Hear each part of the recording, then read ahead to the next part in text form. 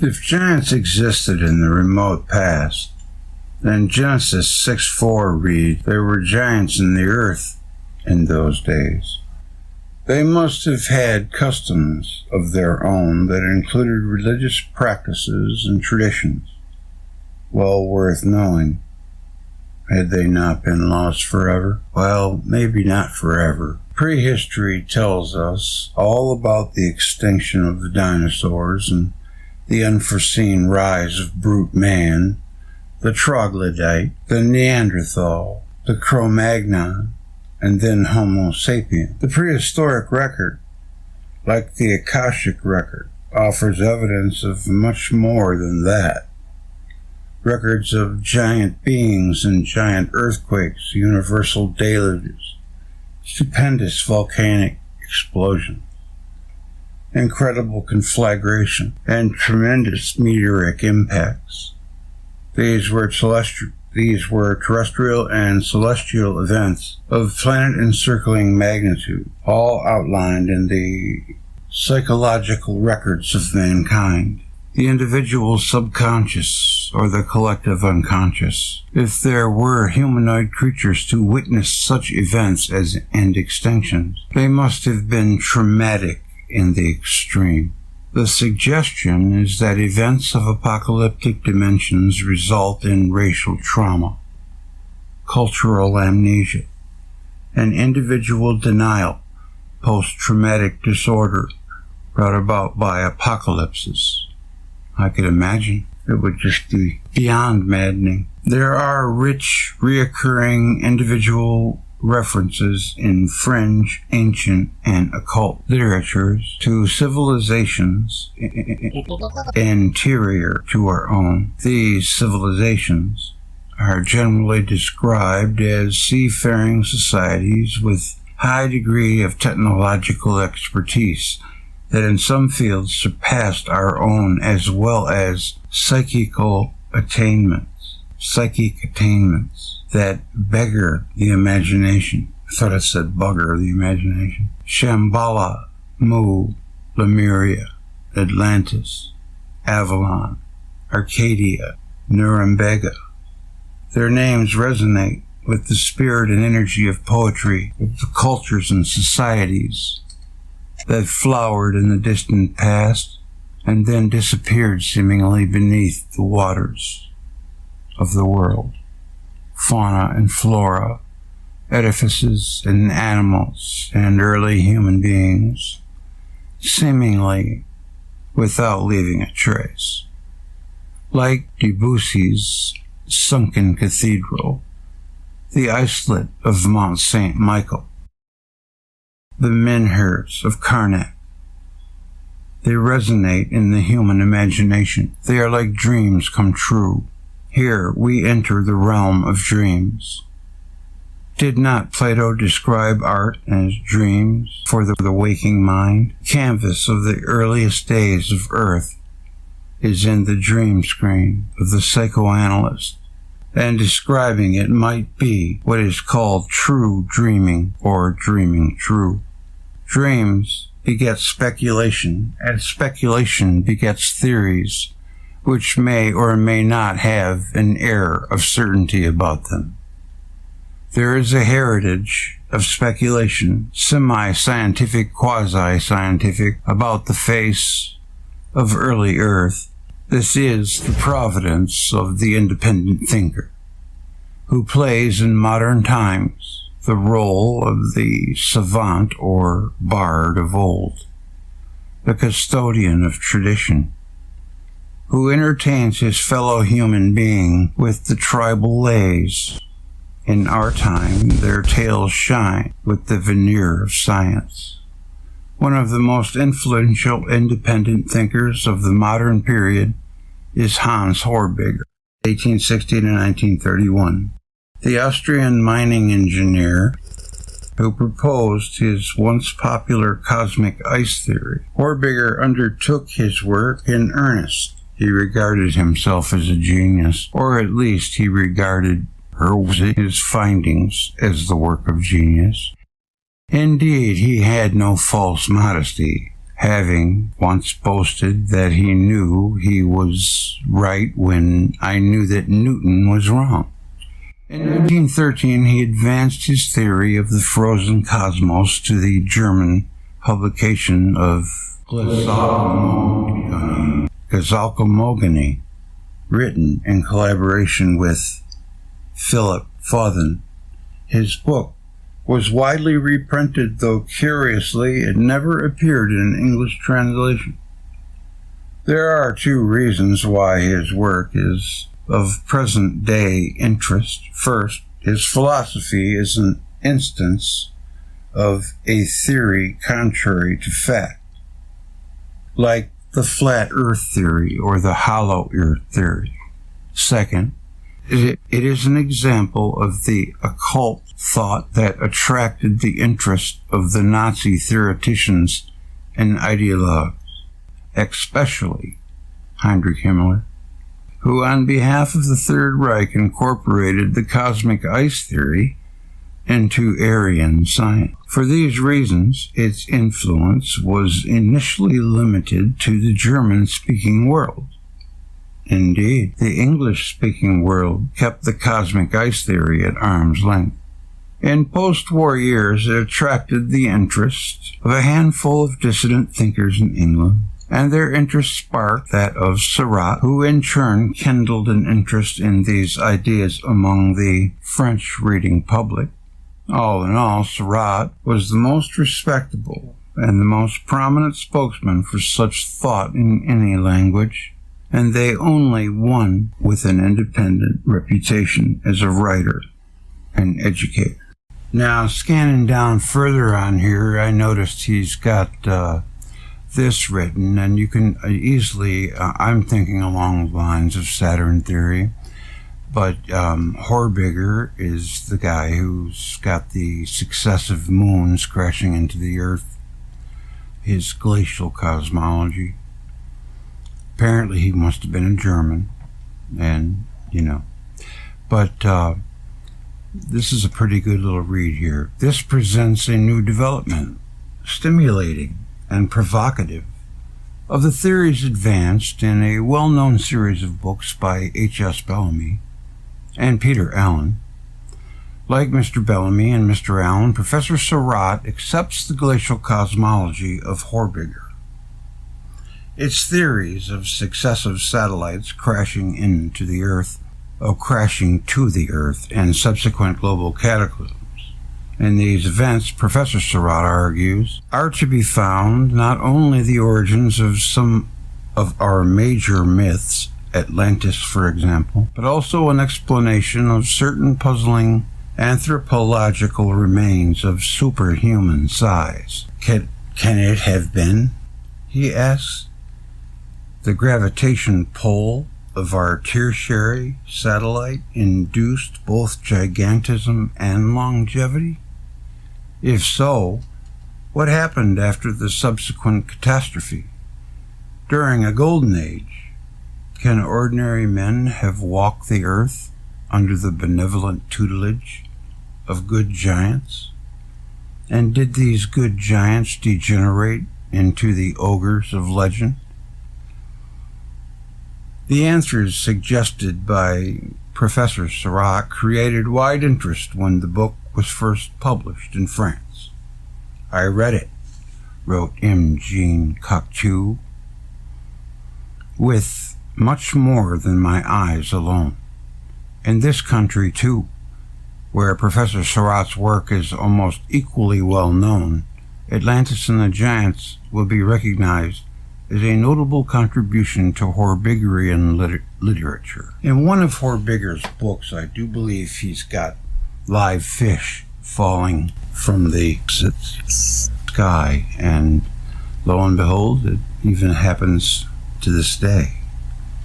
Apparently, in these spouts that we call tornadoes, but they call typhoons, is it? Something like that. No, a typhoon is a hurricane. What's it called? Oh my God, I can't believe I can't remember. Oh, they're called Suction cup? No. Professor Surratt is a daring thinker.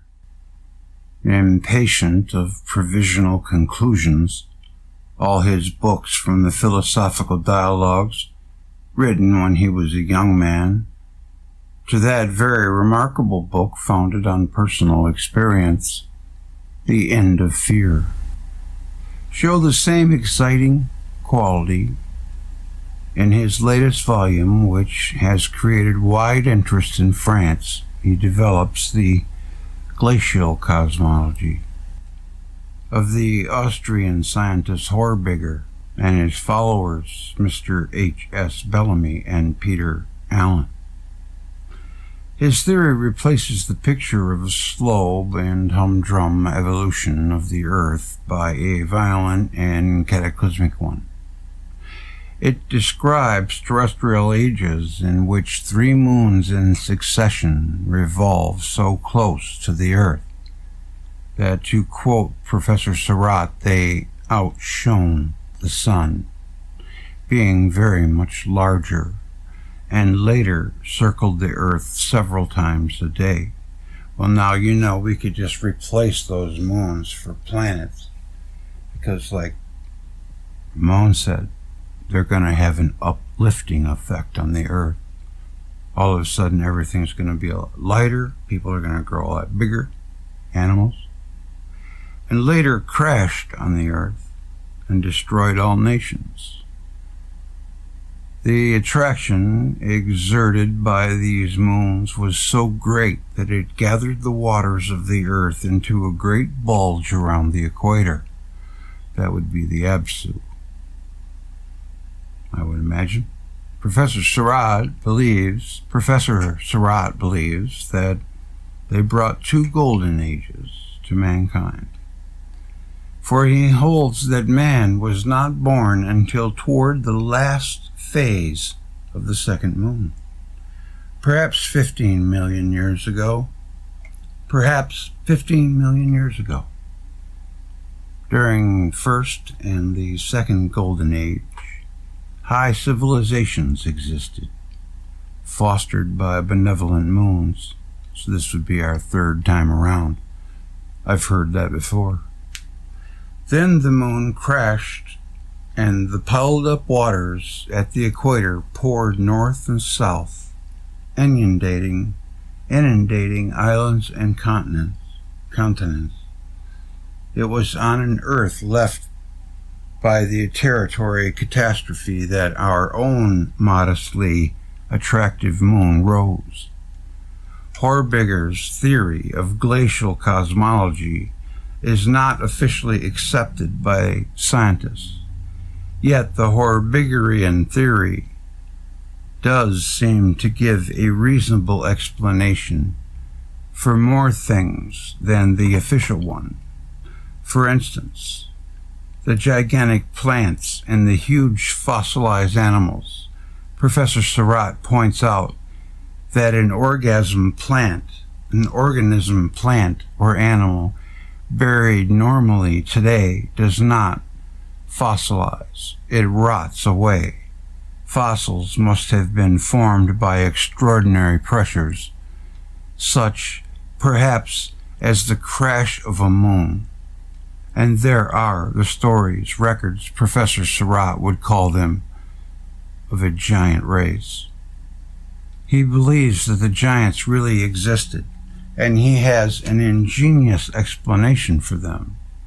When those earlier moons circled close to the Earth, the gravitation exerted by them lessened the weight of all creatures, drawing them upward. Living things grew taller, and the giant race was born when the moon crashed. Professor Surratt believes that some of the giants escaped and later became the teachers of their high civilization to ordinary mankind. They lived to fabulous ages. In Greece, long after their death, they became gods or titans. But on giants, Professor Surratt relies mostly on the Bible. For there are the described objectively, without any theological coloring, since Jehovah, the one true God, could not admit companions or rivals. The Horbigian theory does provide a possible explanation for the appearance of giants and the creation of man. The atmospheric conditions, let us say, on the other hand, a golden age when men were taught and ruled by wise giants, is perhaps nothing more than a pleasing imagination. Record-breaking flare from nearby Proxima Centauri. Astronomers saw Proxima Centauri, the star nearest to our sun, emit a flare or burst of radiation.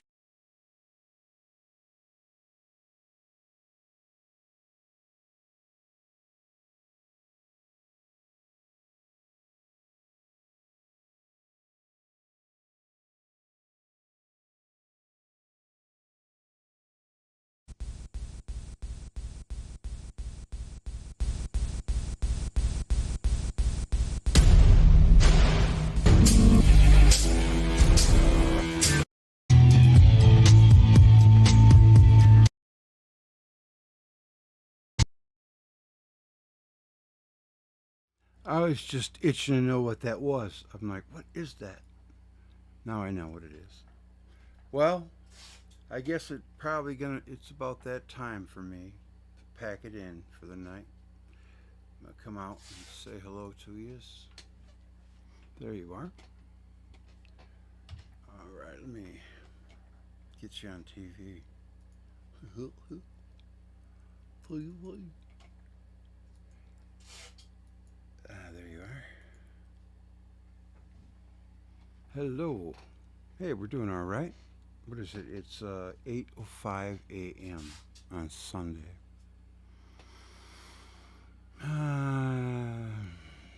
Boy, time just goes by so fast, doesn't it?